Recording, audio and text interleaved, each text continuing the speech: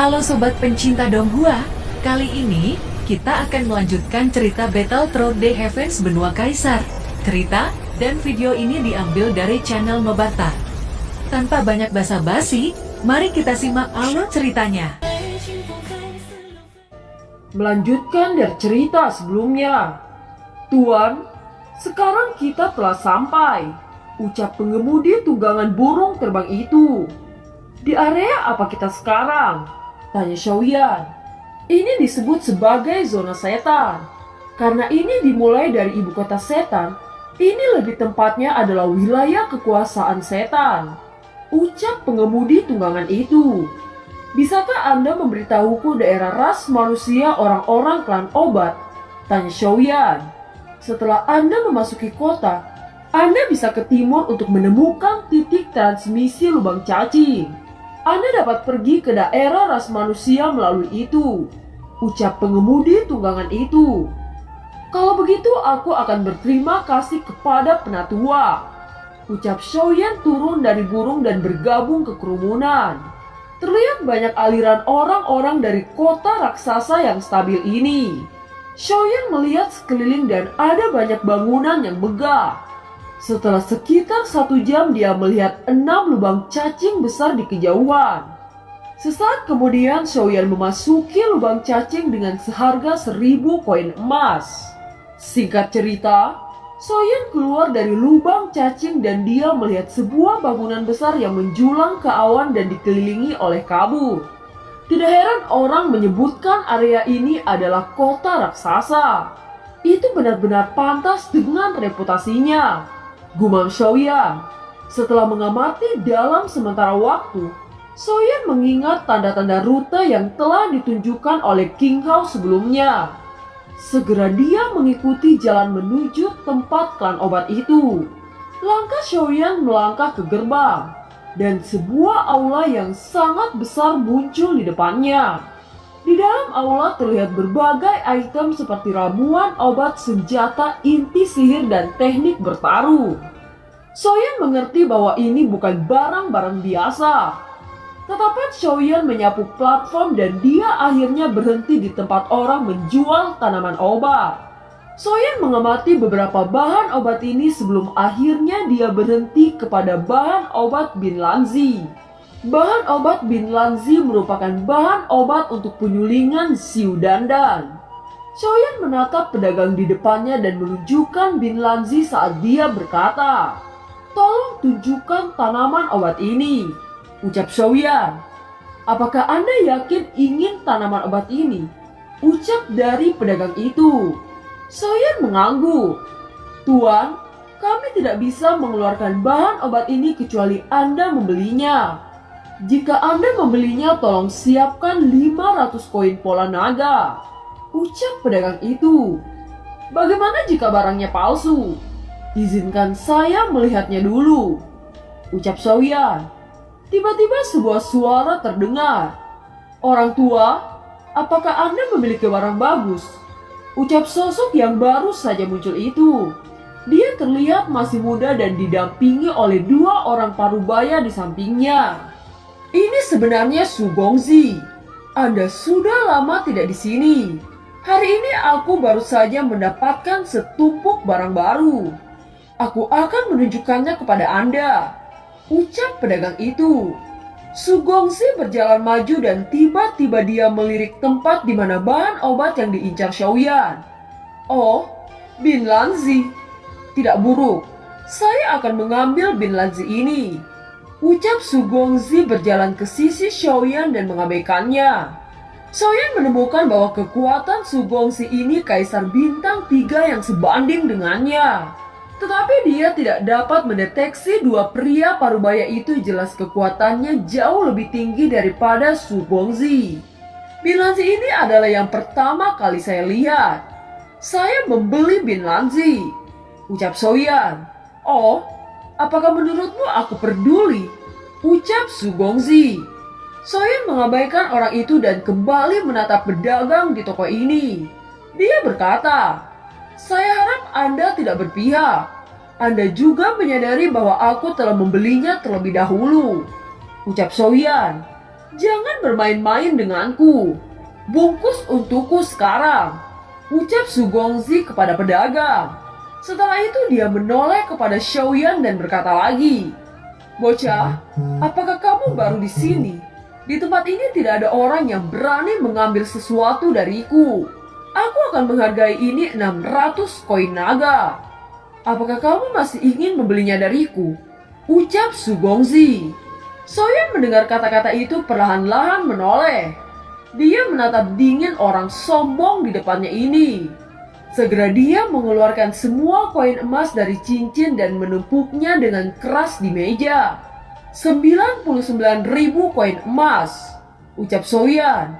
Su Gongzi sedikit muram saat melihat tatapan Xiaoyan. Tetapi ketika dia melihat koin emas ditembakkan oleh Xiaoyan, sontak dia langsung tertawa. Dia berkata, "Sebenarnya Anda hanyalah orang desa.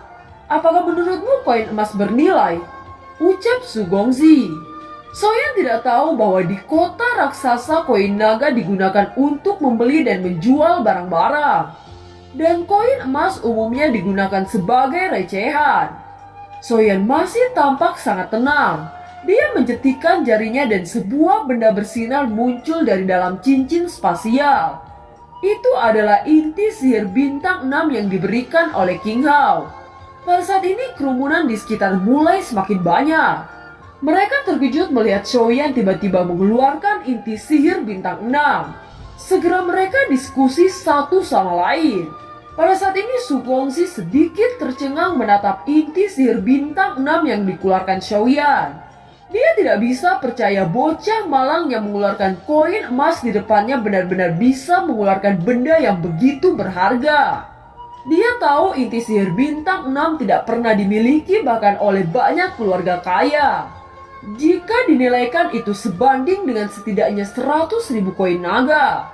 Dan itu tidak akan diperdagangkan bahkan di pasar. Kesombongan Su Gongzi ditekan oleh Xiaoyan. Dia menggertakkan gigi dan menatap Xiaoyan dengan kebencian. Melambaikan tangannya dan pergi dengan dua pria di sampingnya. Para penonton mulai bubar pada saat ini. Xiaoyan mengembalikan koin emas dan inti sihir ke dalam cincin spasialnya sebelum berbalik dan pergi. "Tuan, silakan ambil Bin Lanzi ini," ucap pedagang itu. "Saya tidak lagi tertarik," ucap Xiaoyan bahkan tidak repot-repot melihat ke belakang. Dia tetap berjalan keluar. Tepat saat Xiaoyan akan keluar, tiba-tiba suara tua terdengar. "Anak ini, tolong berhenti," ucap orang itu.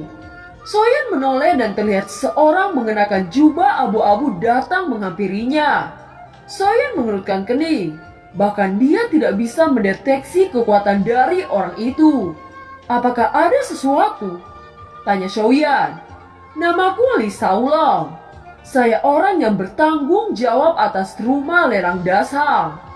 Apakah teman kecil ini pertama kali di kota Jucheng ini?"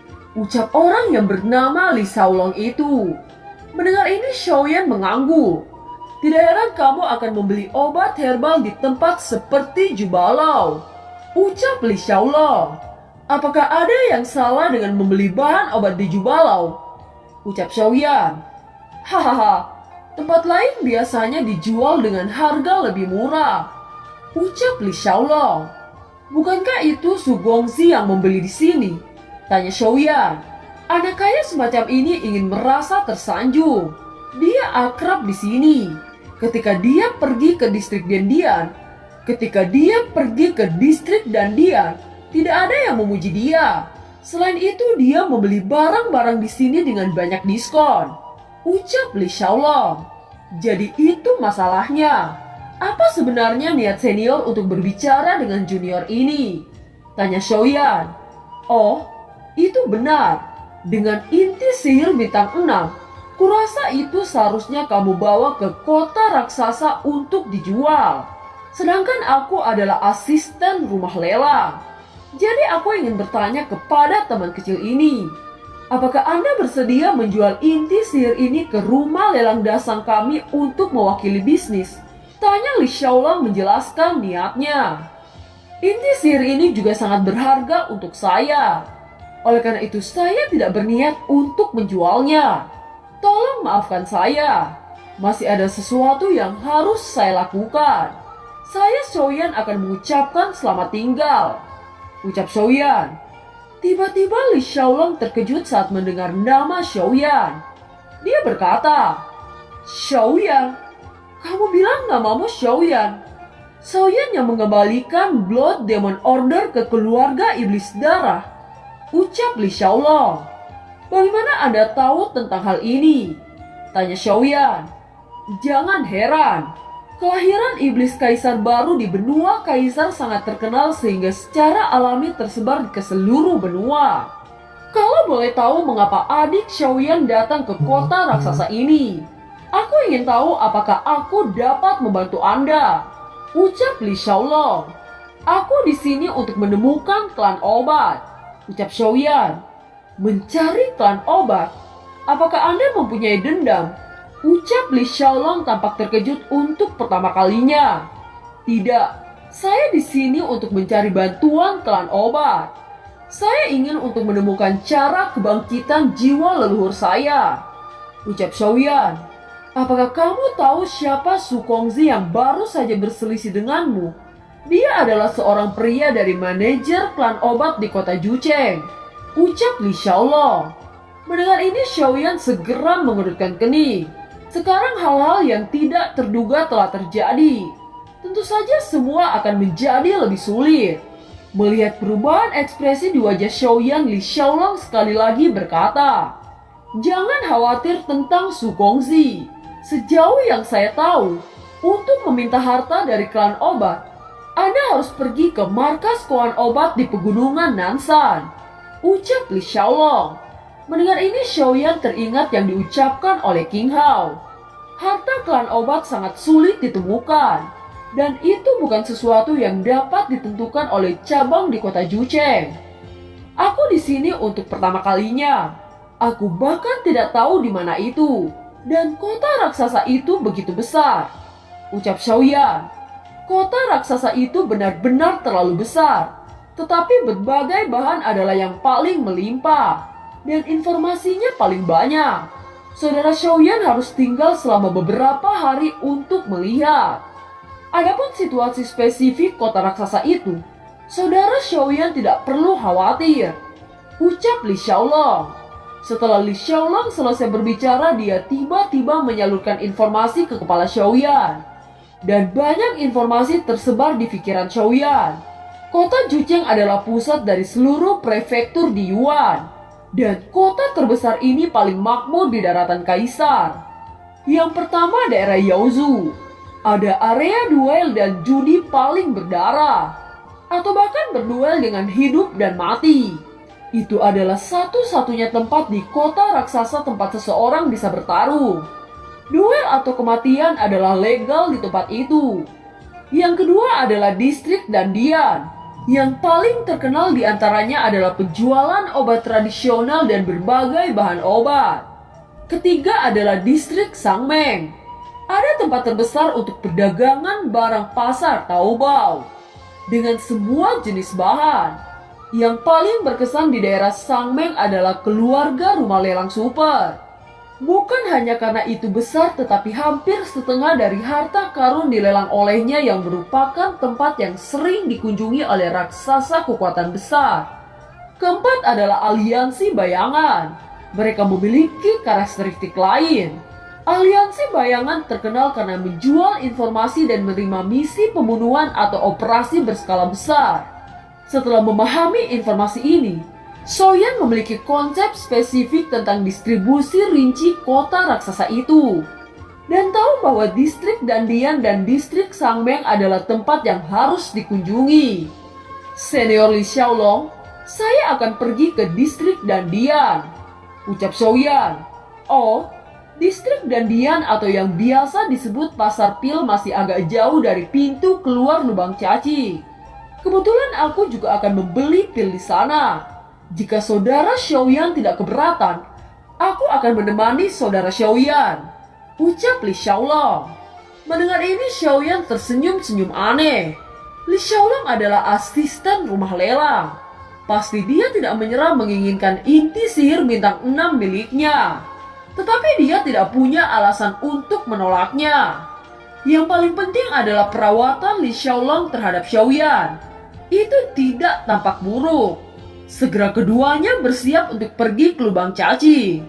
Saudara Xiaoyan, aku lupa memberitahumu sesuatu. Itu sangat penting. Demi keselamatanmu, kuharap saudara Xiaoyan tidak akan memberitahukan identitasmu yang sebenarnya kepada orang lain. Ucap Li Xiaolong. Mendengar ini, Xiaoyan mengangguk dan berterima kasih kepada Li Xiaolong. Dan film pun berakhir. Terima kasih telah menyimak dari awal sampai akhir ya. Sampai jumpa.